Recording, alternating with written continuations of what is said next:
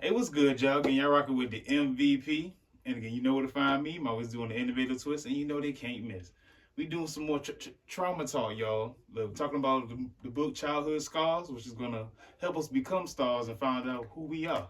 And we got, again, Miss Dr. Robinson here today, the author of Trauma Talk. I like to call her a traumaologist. Because she is an expert on trauma in many different forms. So she always comes back to Trauma Talk so we can discuss this and talk about more of her book and how it can help us become, again, better with our trauma and get through it then the right way. Well, that's another episode. We back, y'all. Thank y'all. Let's go, y'all. We appreciate all the love and everything and the support in advance. So again, we talking about the chapter today, mental imprisonment. Yes. That's a big word right there, mental imprisonment. Yes. That's, wow. Like, just that right there, because as soon as I started that chapter, it's just like, wow. That's stuck on the title, mental imprisonment. I was like, oh, here it goes. Yes, release. Release. It basically was saying that you in your mind, you put yourself in a jail cell. That's right. That's unlocked. That's right. But you're still stuck in there like it is. That's because right. your mind creates the illusion of, oh, this is my reality. I'm stuck in a cage and the door's locked. I can't get out, even though it's unlocked. That's right. And most of us don't do what? We don't check to see if it is unlocked. That's right. Instead, we just stay in there and just try to make best of the situation instead of figuring out how we can get out of the cage. And how do we get out of the mental imprisonment? Because you actually have two types. And if you have my book, follow along with me. I'm in chapter 16, and the title is Release from Mental Imprisonment. And there are actually two types of imprisonment. And there are one where the jailer is in control, and the other one is where you are in control. So who's the jailer? The jailer is you. So you control both. You control both. The two types of imprisonments is the one where you are the jailer or the one where someone else is the jailer. But you control both. So that means that you are in control of both of the imprisonment. So what is a mental imprisonment?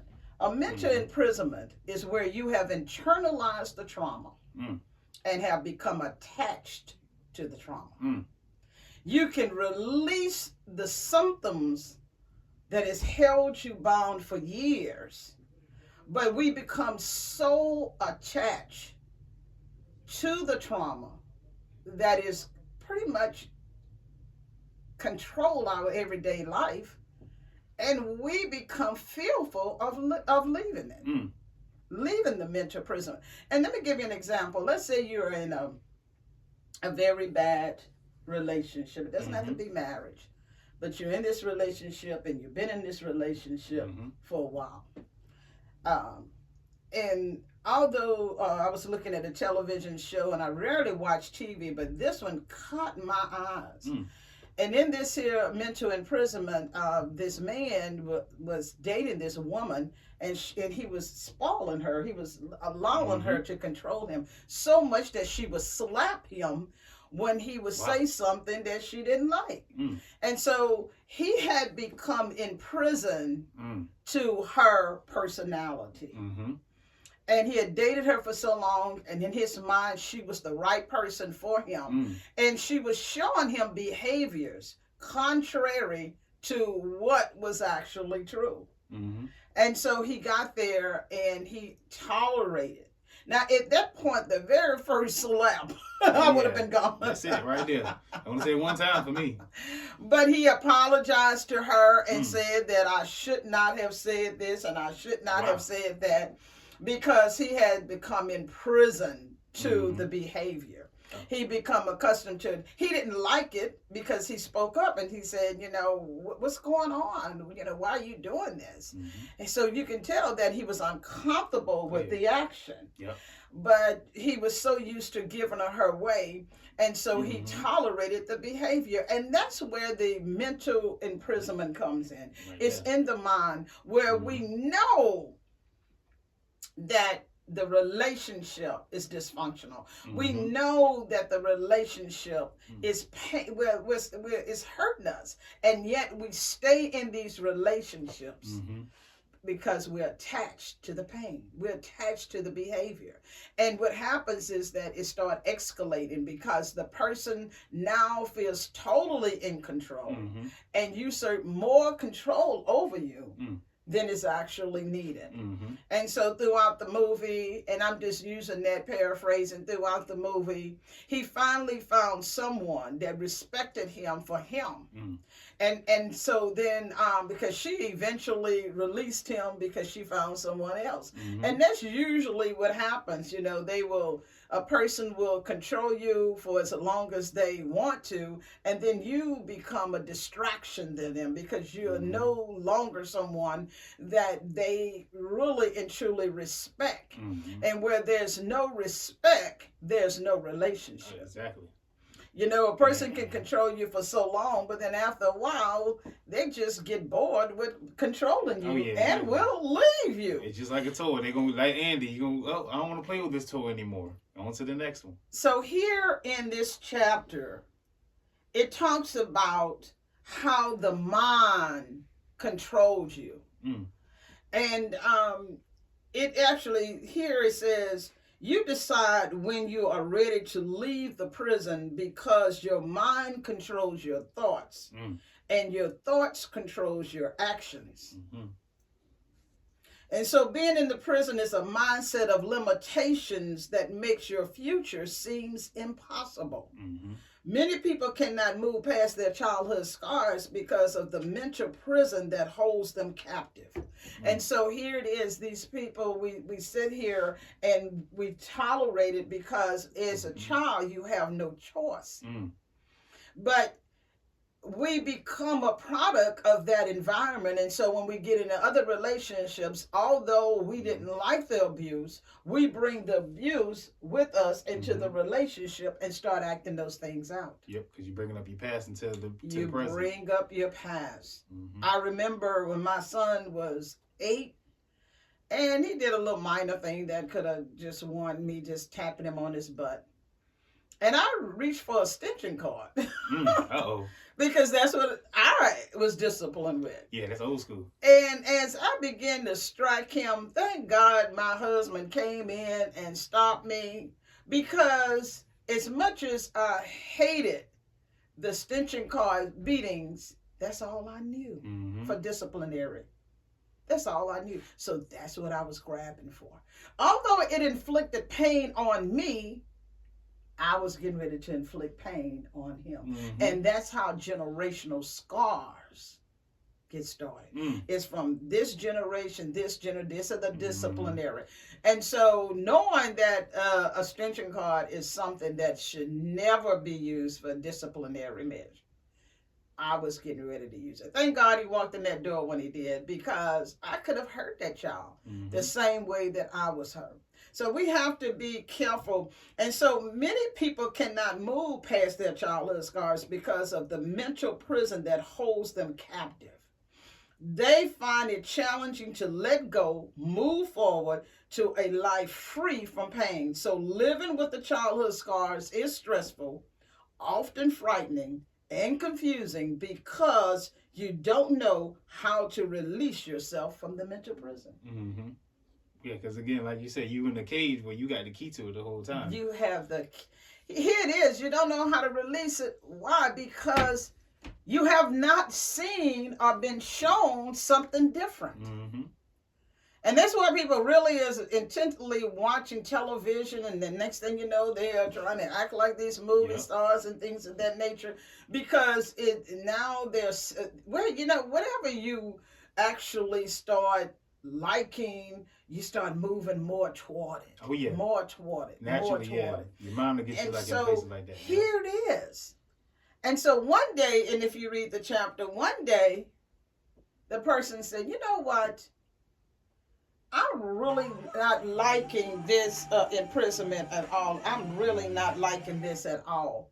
And the person decides to just take a step outside just to see. Just to see. And so once the person go outside and get a change of scenery, a change of environment, then here come the noises. The noises start shouting, you're not going to survive. You don't have enough money.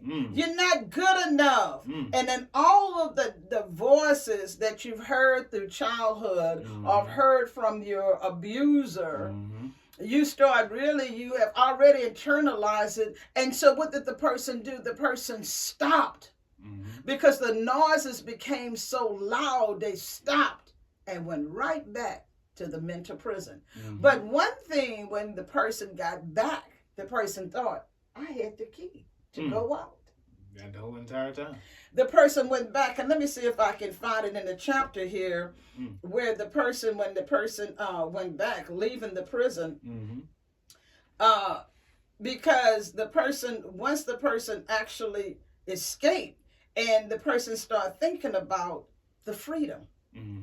For those brief moments of freedom, you notice that you were stronger than you imagined. How were you stronger? You were strong enough to leave an environment that did not bring you anything but pain. That's the hardest thing to do is to leave. You left just for that brief moment. You were stronger than you imagined. The air was even cleaner. The noises in your mind were quieter. And for the first time, you challenge yourself to live a different path. That's what it comes down to. You got to challenge yourself if you want better in life. So you begin to look back at the prison that you ran away from, only to let the mind control you. You got to know when you decide to take that step. There are going to be noises. There are going to be people screaming. And just right here, the words from parents were shouting. You will never amount to anything. The broken relationship screaming. You are weak. Your finances start screaming. You don't have enough money. Who's going to take care of you? Haven't you heard that? From controlling people who really they say the breadwinner in the family, but who has the most money. Because the one who has the most money, the relationship, control the relationship. If you two are not in oneness. If you're in oneness, what's yours is mine, and what's mine is yours. And I never even think about anything other than that. But when I control you, and because I have the money, then you're going to do what it says right here. And so the person was screaming, you don't have enough money. Who's going to take care of you? Then the person stopped and went back to the abusive situation, which we call the mental prison. But you notice something changed. You felt freedom for the first time. It might have been brief, but it was enough to change your focus. So when you change your focus, you change your direction. That's right. That's the one right there. You saw a new world, and you begin to take control of your mind, and notice that the mind doesn't control you. You control the mind. And all of your efforts to escape were successful. It might have been for a short time, but it was enough to see a different world, and you begin to feel hopeful for the first time. For the first time in your life, you felt freedom from living from the shame that comes with living in a secret world where only you know what traumatic event caused the scars in your life. Afraid of what others may think, but for those brief moments, that fear dissolved. It illuminated a path to a better life that made you stronger internally, a life that separated you from a mindset of failure, a new world to explore your strengths. You saw a stronger you, and you liked the reflection. You liked the reflection. That was another thing I remember reading in the book, because it's saying like on the other side of that cell is going to be a different you working to get you out of there. You wonder why you see visions of yourself of you being successful. That's you talking to yourself, saying, this is what you could do if you get out of that jail cell. This is who you could be. That's right. And that controller, that abusive person, is going to try to keep you there because they have a need of control. And a lot of times that comes from childhood, where they had a controlling parent. And so they vowed in their conscious mind, which is now the thoughts went into their subconscious mind. And so they vowed that I'm never going to be controlled again. So they try to control every relationship. They'll lure you in And once they can control you, they got you. Gotcha. And you're just trying to do everything because you don't know who you really are. Mm-hmm. So you're trying to do everything within your power to please this person. Oh, yeah. But you're never going to be able to please that person. You know why? Because you never know what that person really needs. That person has way more than one need. Way more. And you never know. So that person may have come into a relationship with you for the need of control because they need you to cook for them, clean for them, wash their clothes, have sexual relationship with them. Whatever the need is, they control because they have that need. But when they no longer have that need and they find someone else that can satisfy, they will kick you to the curb. Right on. They can take you to the curb. But what happens when you make a decision to leave that mental prison? It said here, the air became clear. Yeah, you got to taste the freedom. Even the air became clear. You now, in your mind, you're seeing a different world. And you like yourself in that world. Yeah. And see, what this book is about is you on this journey exploring the possibilities of a better life. Oh, yeah. Because once you, like you said, once you see that different world, you're going to want to see it again. It's like, even if it, like you said, you went back because of the financial fears, you went back, but you got a taste of that different world. You're going to want to get it again. That's right. That's right. You can accomplish anything you set out to accomplish. I've had people speak negatively in my life and say, you're not going to amount to anything. And I'm like, really? But now that was my motivator to say, oh, yes, I am. That's right. Some people to this day internalize that and believe it. You'd be surprised. That's why you have to be very, very careful what you say to your children. Oh, yeah. Because you're the first people, you know, that the family is the first people that really and truly you begin to trust. So if you say something negative about me, it has to be true. Yeah, it got some weight to it. It has to be true. I was always this honorary type person that I didn't believe a third of what people told me because I was one of these bookworms that I always read and had different interpretations of what something is. So you let's say life in general. If you read, they have totally different interpretations of life. Why? Because everyone that writes about it brings in their own life, which is their viewpoint. Let me read something else here. And so you realize that all of the scars you escaped, you realize that you survived them. You realize, and so here you start realizing some things outside of the mental prison. But now, again, you control it. You realize it. And so now, although you came back, you have new memories. And that's what the Childhood Scarred Workbook will help you with. It's to help you to create new memories. And so just for that brief moment, you have new memories. And so once you have new memories, you can do what? You can do a compare analysis. You can start comparing the two. And I felt better this time when I escaped because I seen a different world. Yeah. And once you see that different world, your old world now begins to dissolve because it's replaced with a new world.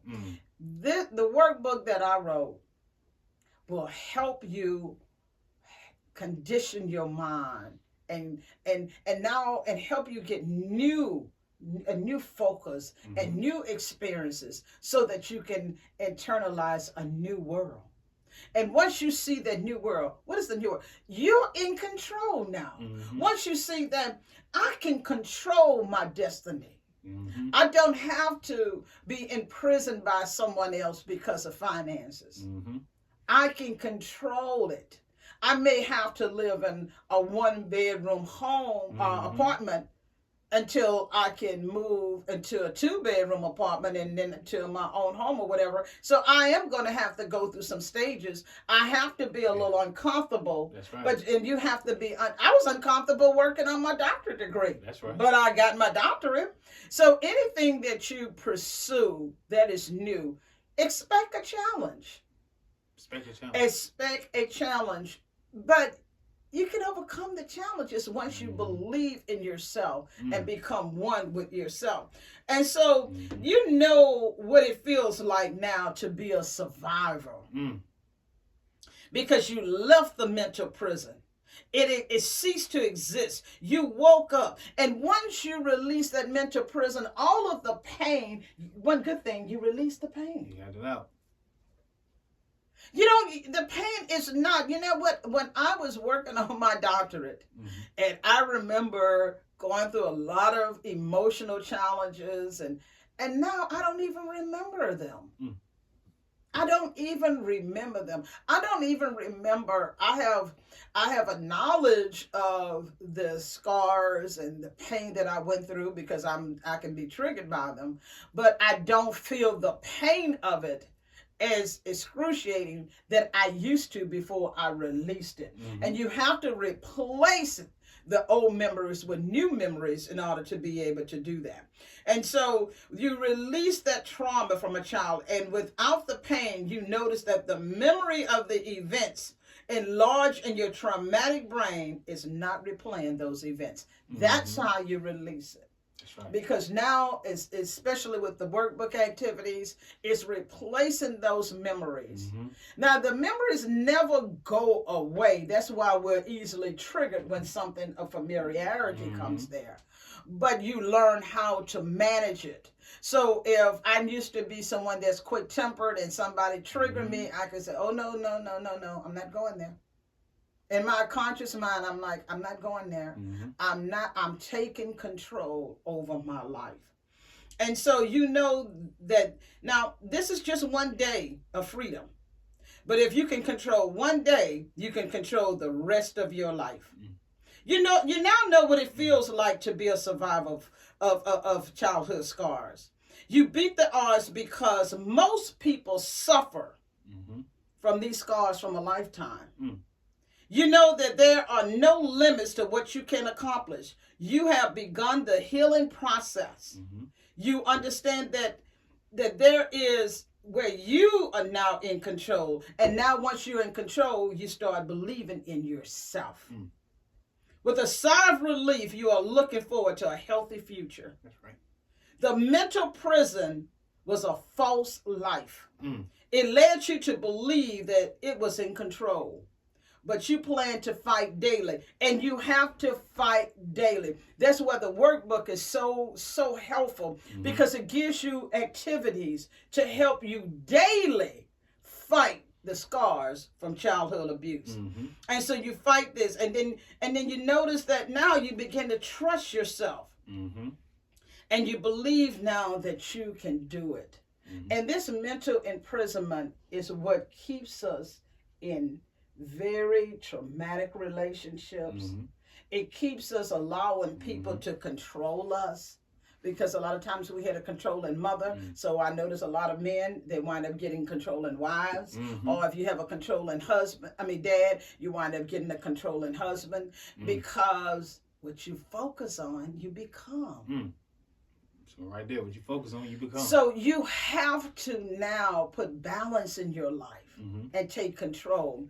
You know, being in a mental prison is something that is so traumatic because it's a mental imprisonment. And there's no medication in the world that can heal the mind. That's right. The mind is a very complex organ. It is something that we can help you manage your emotions, but we still to this day haven't really figured out where the emotions come from, because each day you encounter a different life. A different life. Guys, either you control the mind controls you. Or you allow it to control you. You have questions for me? Yeah, I definitely do. Okay. Okay. In regards to these attachments, because I know if someone's in a relationship, it's a sense of, like you said, fear of leaving, because you don't know what's on the other side. But it's also, I feel like, a sense of loyalty as well. Like, they feel like, I've been with this person so long, I've got to be loyal to them. So keep them there longer than they need to be. So, what difference between attachment and loyalty? Is there? What is loyalty? Yeah. Loyalty is something that man made up to control. Now, we say loyalty for the family, but really it's routine. Because in my family, I know routinely we're going to do this together, we're going to do this together, we're going to do this together. So people equate that with loyalty. Loyalty was, I am loyal to you to do whatever I feel is needed to appease you. And that's a form of control. Now, a lot of people will challenge that, and that's okay. But so what is you asking me? What is unhealthy attachment?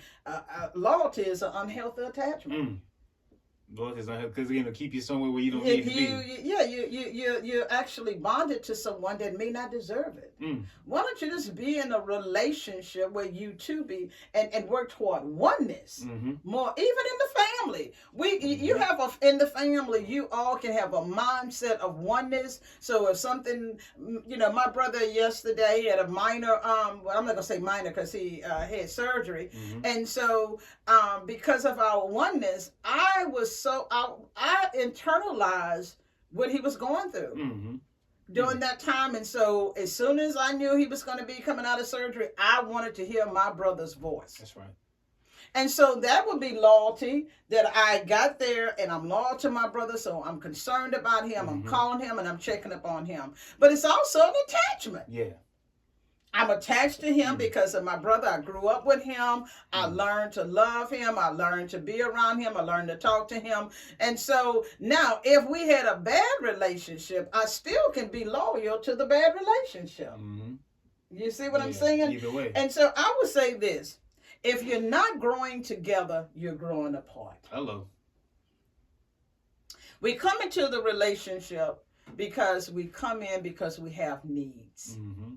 And that person, in our mind, this is our psychological beliefs. In our mind, we believe that you can fulfill the need, when in all actuality, I'm fulfilling the need. You with me? Wow. I'm fulfilling the need. So I am in a relationship with me through you. Because you manifesting that. I have in my mind, I remember when I was dating this guy, and I had never had a guy to really, I want to say, woo me at the time.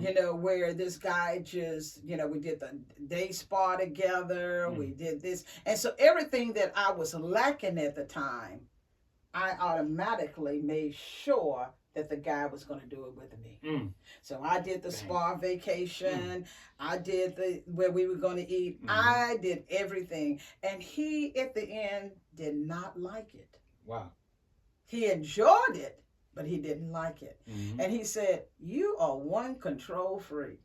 And I'm like, what? I mean, this beautiful spa, the spa package was very expensive.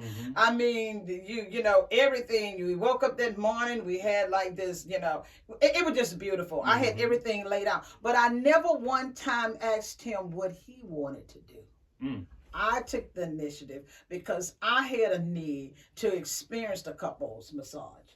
Because no one took me. So I'm going to get there and do all of this to make sure that he's happy. But really, be honest with you, I was satisfying me. Yeah, fulfilling your needs. It was satisfying my needs. So I'm not going to say I used him because I was happy to have him, you know, to be part of my life during that time. But I would say at that point, those are things that I was liking. Those were things that I needed. And so I found my fulfillment through him by me doing the things that I need. Wow. And that's what some of us, a lot of us get caught up in that. Fulfilling, like you said, fulfilling others' needs, but again, they think I'm fulfilling my own needs. Your own needs the whole time. It's not about I'm having this experience with you. Yeah. We may be in the relationship together, but I'm having this experience with you. So my relationship with you really is all about me. Yeah. And my need fulfillment. Now, how do we balance that out and come into oneness? Yeah, exactly. How do you balance that I'm going to make sure your needs are met, and in turn, you make sure my needs are met. And since I'm not lacking in need fulfillment, I'm giving you what I feel, you know, what you have voiced that you like, and you're going to give me what vice versa. Yep. So therefore, I'm never lacking in need fulfillment, and nor are you. Because again, it's beneficial. It's beneficial. Because I have learned you so much that I know your likes, your dislikes, what you want, what you don't want, and so I'm now so in tune with you. That's what oneness. That I'm making sure. I know you like steaks. I know how you like steaks. I know how you want this. Well, you're vegan, so I'm just. I know how you want everything prepared. Yeah. Because I've taken the time to get to know you intimately, that I know your intimate secrets, your intimate desires, and your intimate wants. And vice versa. You have taken so much time to get to know me, you know intimately what I need. Exactly. And that's how we come into oneness. And I was just riding today up here, and one of my friends had called me, and she said, how do you know when that person is not the right person for you? I say, by you calling me and asking me that question. Because if that person is the right person for you, you don't have to call and ask me. You already know it. You get that reassurance. The mere fact that you asking me that question lets me know that you know that something is not quite there. It is a void of need fulfillment. And when you're in a relationship, and you know, it's different stages of the relationships. And one is courtship, dating, commitment, engagement, and then marriage. Now that's from Dr. Robertson's perspective. You're going to get, and my book on relationships is coming out here very soon. And I am definitely going to communicate that. But you need to know that. And so here you are, you spending all of these years in a relationship of need fulfillment, well, need void, because you're not being fulfilled, and this person is getting their needs met. And so you're just living your life with a false identity, because your identity is of that person. Wow. Because again, like they said, they could get their needs fulfilled, so they're controlling the agenda. It's about them. That's right. Not you. And be honest with you, when I come in a relationship with you, it's all about me, because I'm having this experience. Oh yeah, exactly. And when you come in a relationship, it's all about you, because you're having this experience. And so oneness and completeness comes when we actually get to the point where we study the other person and know what their wants, needs, and desires are. But because I'm not getting my needs fulfilled, therefore, I'm going to cut back on yours. That's right. Wow. And that's where the problem comes in. But as long as I'm getting my needs fulfilled and you're getting your needs fulfilled, I'm not even thinking about, you know, anything other than just making sure you're happy. That's it. And when he told me, he said, you gave me a beautiful weekend. He said, but none of my needs were met. You know, he didn't want to go out. He wanted to stay in and watch television. I wanted to go out. I wanted everybody to see my new bow. I want to share him with everyone. And really, within the first stages, until we get into a committed relationship, no one should even know of him at all. Exactly. That should just be between you and him. You're not going to date somebody who's a mass murderer. So therefore, why is it that you need to let someone know? And it's okay if you meeting a new guy and you tell your girlfriends, where I'm going to go to Bahama Breeze, and you know, just call me just to check on me to see how I'm doing. I've even had women that actually go to the same restaurant just to check on it. And there's nothing wrong with that. But don't get your friends involved until the relationship is at a committed standpoint. And that means that you two have to come into oneness, and that when it's one, nothing else can come in it. That's right. But if it's not a committed relationship, then guess what? Other voices can come in, and you find yourself in a mental imprisonment. Yeah, I remember you was saying, like, you telling your girlfriends everything. You giving them the resume on your guy, so they can step right through that door, because y'all ain't committed yet. Jody didn't got your guy and gone.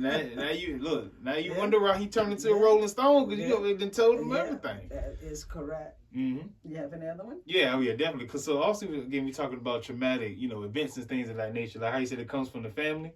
I've also heard a lot of people in high places that say Steve Harvey or athletes talk about teachers as well. Yeah. Like how the teacher, he went up one day, teacher called him, asked him to write down the paper, what you want to be when you grow up. He said, I want to be on television. Yeah. And she said, what person you know that's on television? Who do you know ever seen in school that's on television? That's right. He said he remembered that for the rest of his life. Like she really that's right. gave it to him. And that's where I'm glad you brought that up, MVP, because a lot of people say, well, I really haven't had any trauma from my parents, and my parents were phenomenal, and that's great.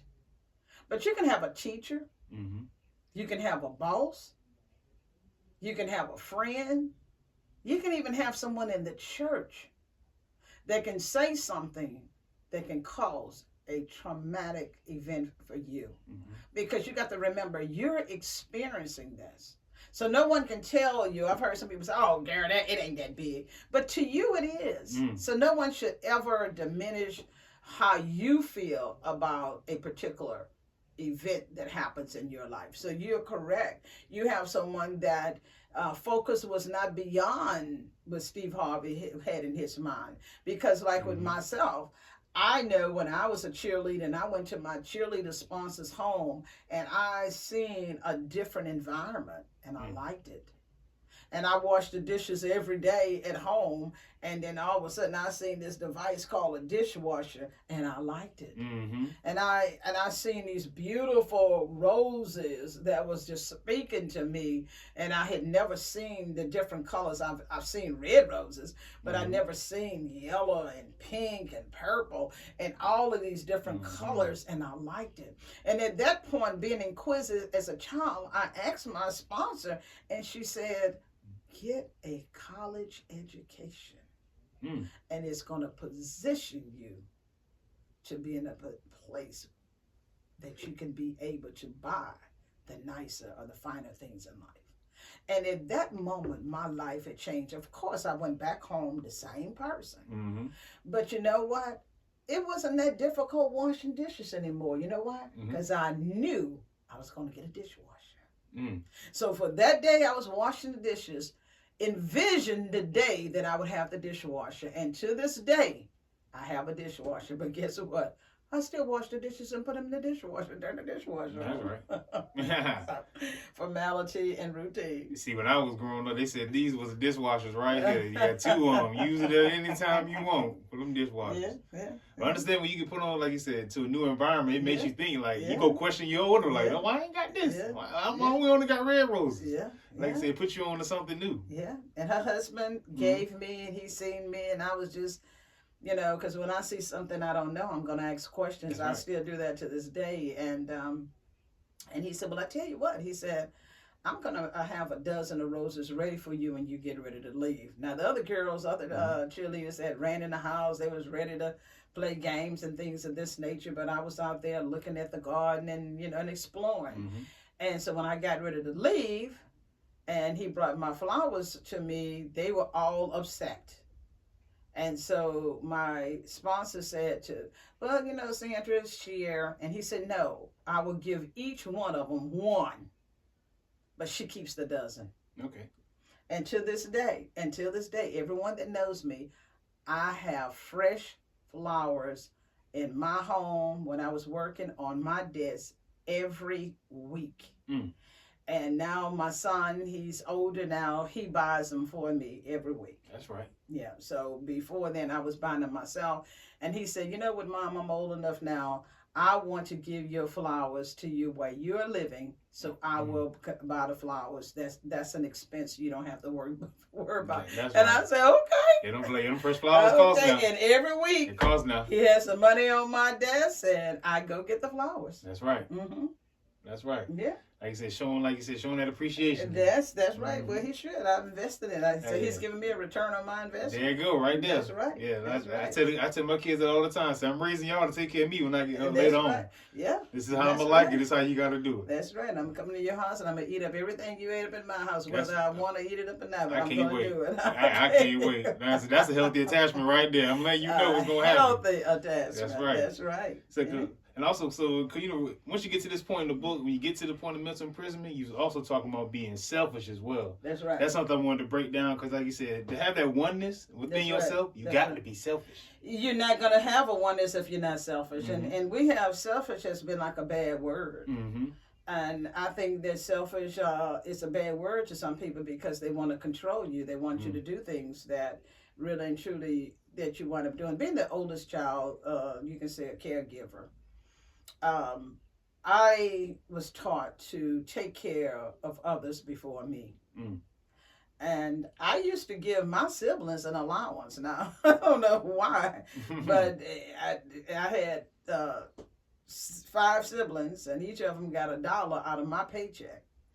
And, and so even when I became adult, I found myself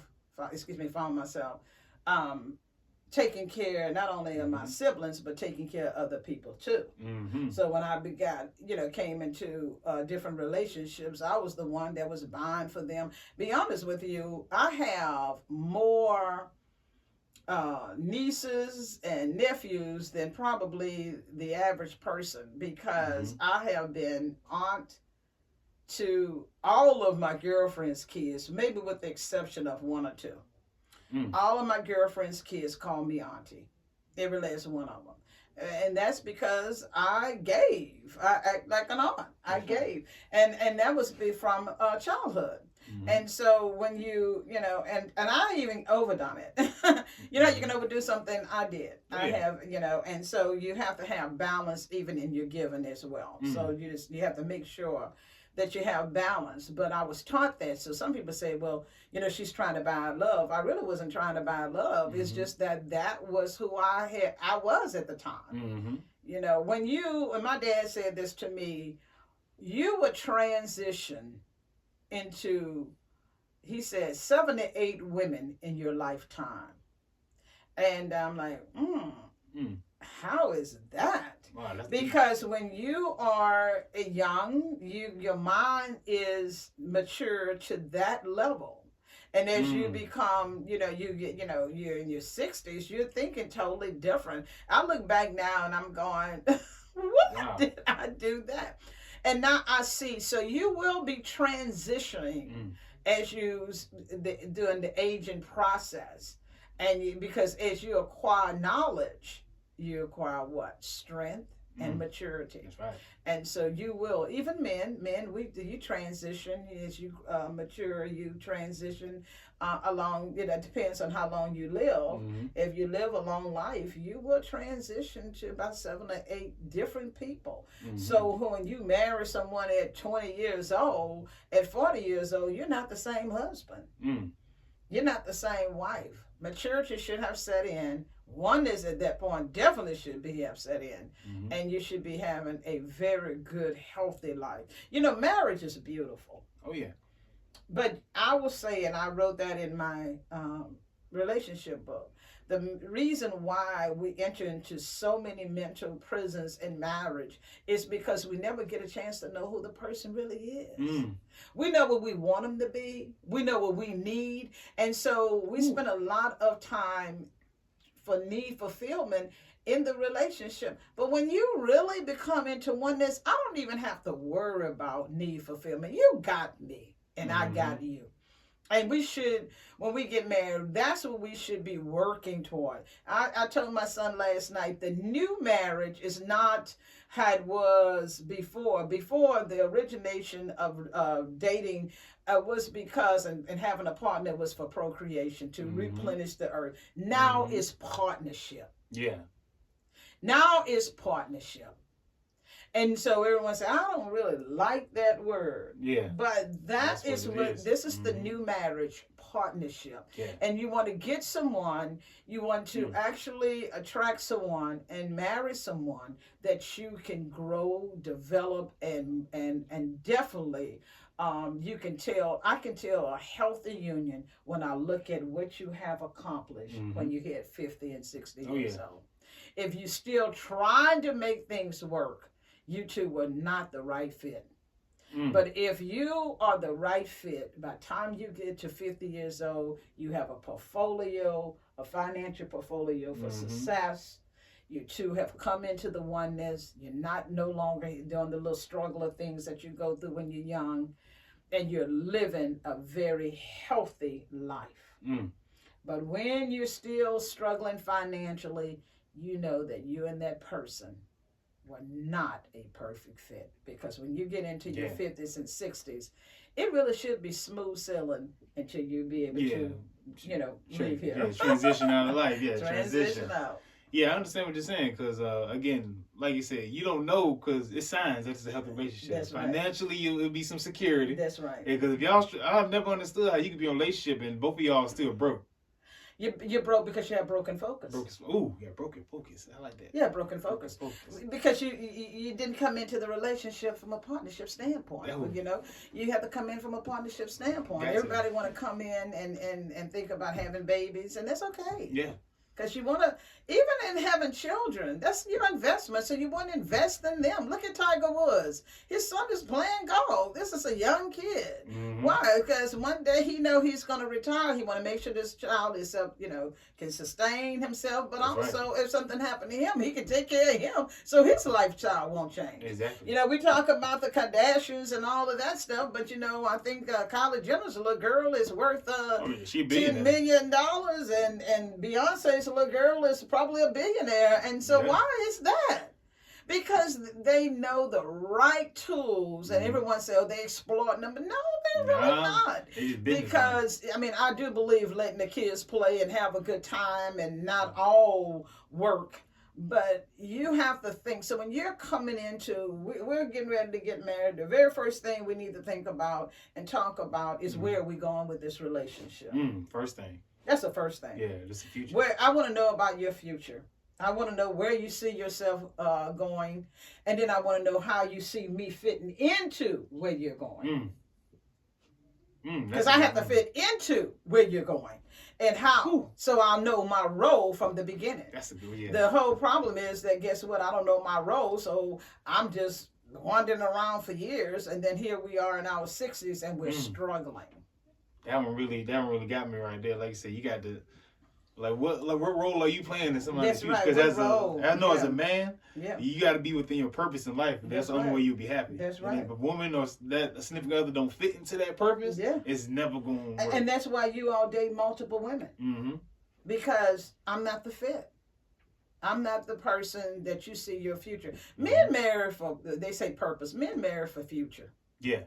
They don't marry for love. Ladies, let's get this out. They say, I love you, I love you. Men marry women that make them feel good about themselves and that they see a future with. Women marry because they love them. Yeah, that's a fact. We love you. Mm-hmm.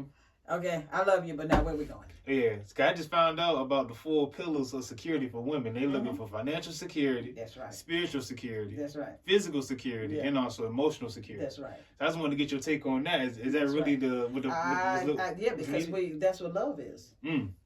Wow. That's what love is. Wow.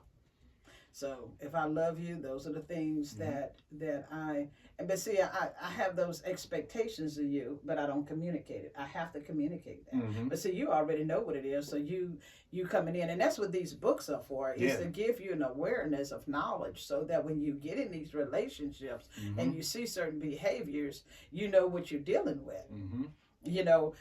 Some people, they get in these relationships and they arguing and fighting. Well, you know what?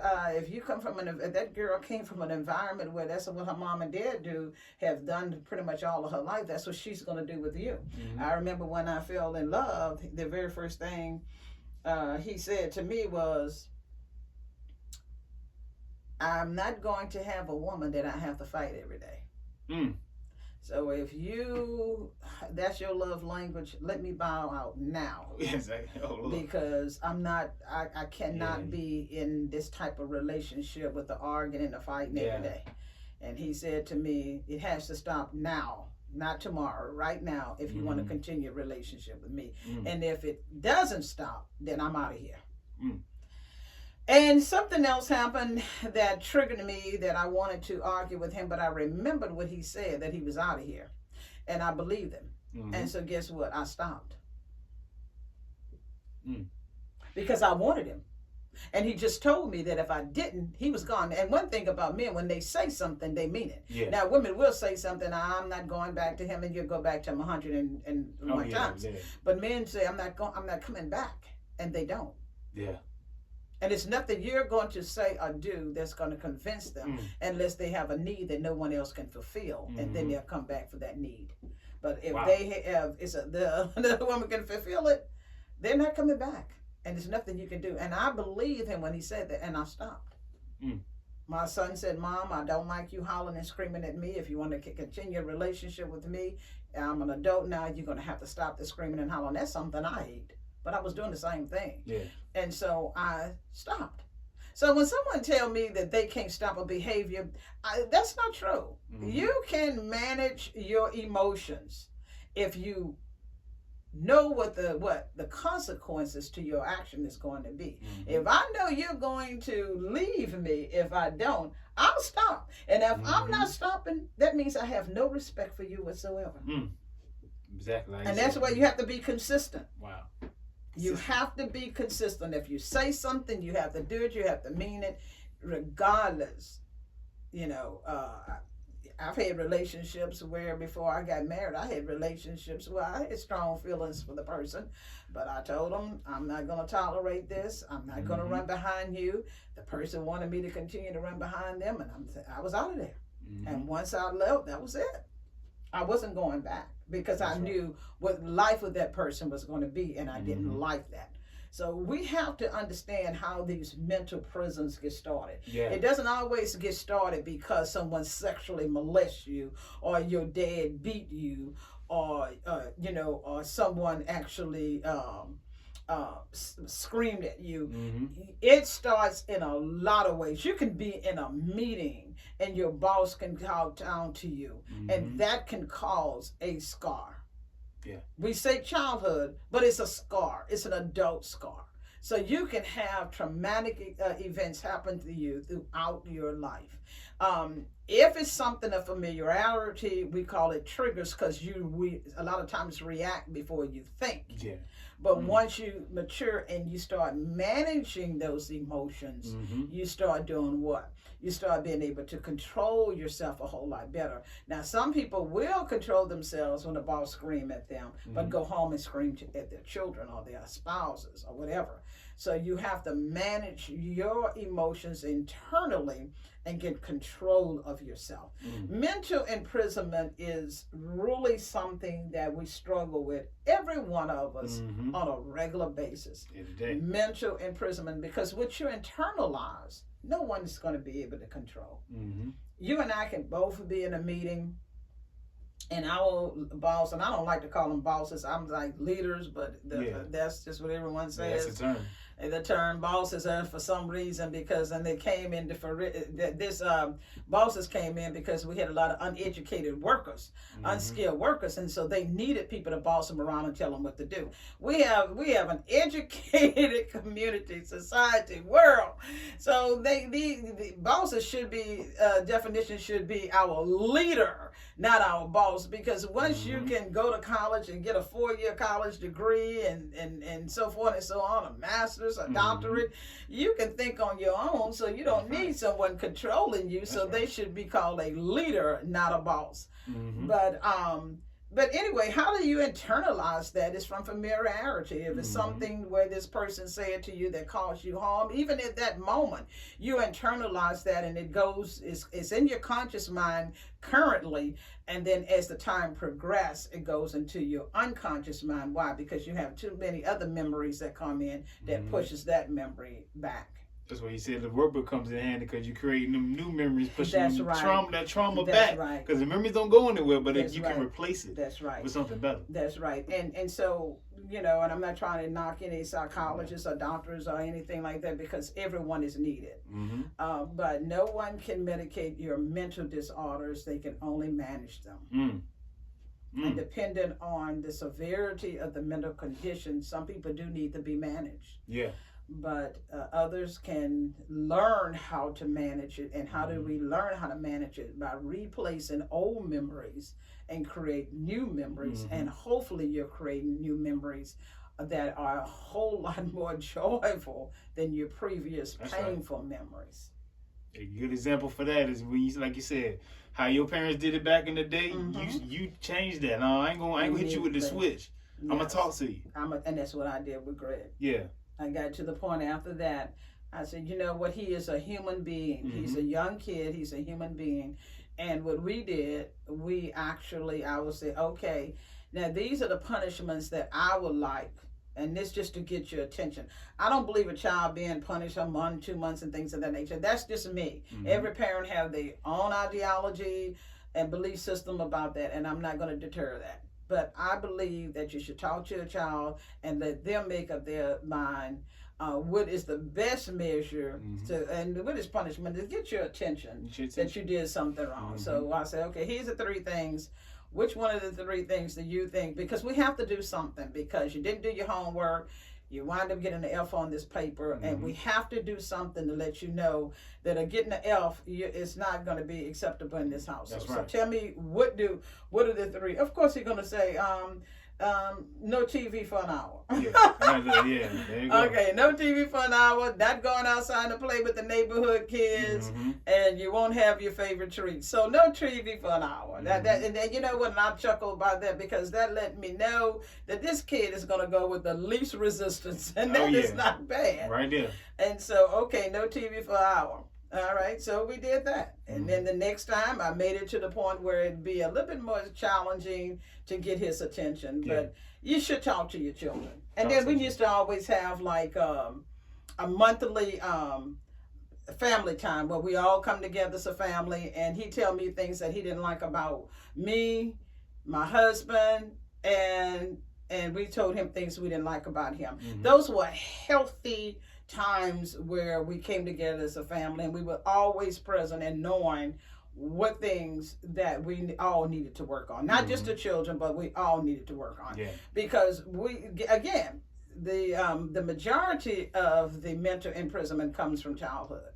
And so if you can, the more you can raise a healthy child, the better off it's going to be for you overall. Yep. Anything else? Nah, see, we get down to the final thoughts here, y'all. Because we just want to know, is any other final things that you want to speak on in regards to, just mental imprisonment, or again, just up to this chapter? Because if you got to the mental imprisonment chapter, you read up to that. Yes, it's chapter 16. So now you have you got a good idea where you at. 2 chapters to go. Yeah. I would say keep reading.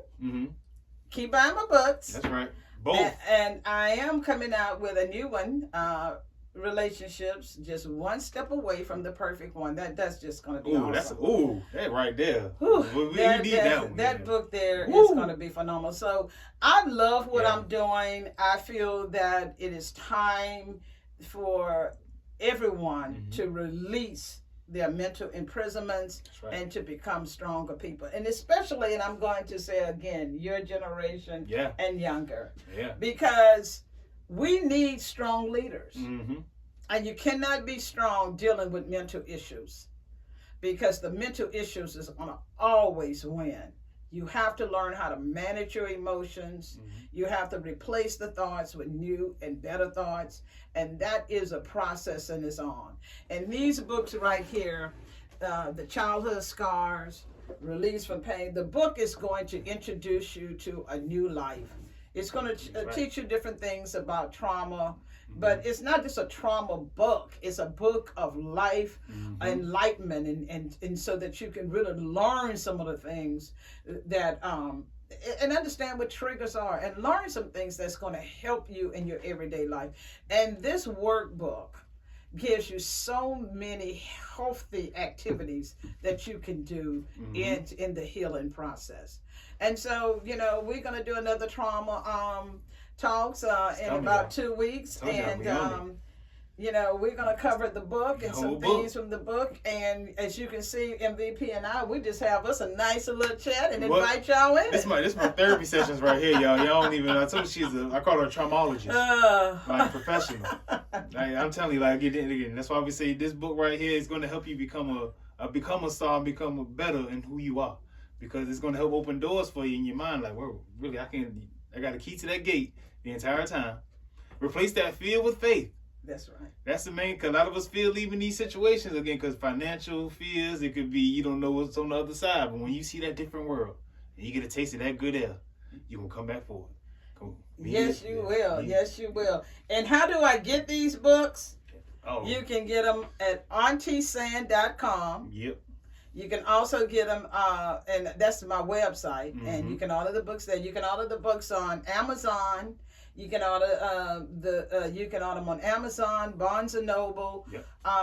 You can cash out me at $ Sandra G Robertson, no spaces, and I will and first of all, email me. Please don't forget that, because someone they cashed out me and they didn't email me, and so I got money that I have not spent at all, because I want to make sure that I give you the book. So please send me your address, and send it to sanrob3@verizon.net. Again, sanrob3@verizon.net, and give me your address.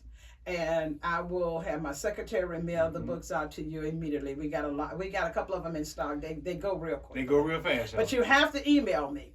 And I don't know who it was, but I still got your money. I haven't used it. I know. And because I think after 30 days, it automatically releases it back to the sender. So we haven't even released it. But making sure that if you want the books, you're going to have to give me your address. And you can give me your address by going to sanrob3@verizon.net. Right. This was a good session. This is a good session. Look, again, we here again with your favorite Auntie San. With Dr. Robinson. Again, I'm the MVP, and this is Trauma Talk, y'all. Again, we got more coming at you, discussing the book Childhood Scars. Now, to help us become stars, and again, become who you are. Again, I want to thank you again for joining us for this session, and the support and love. And thank you. And welcome. Until next time, I know the word said with me. Stay blessed, don't stress, and God will handle the rest. Amen. Until next time, let's go.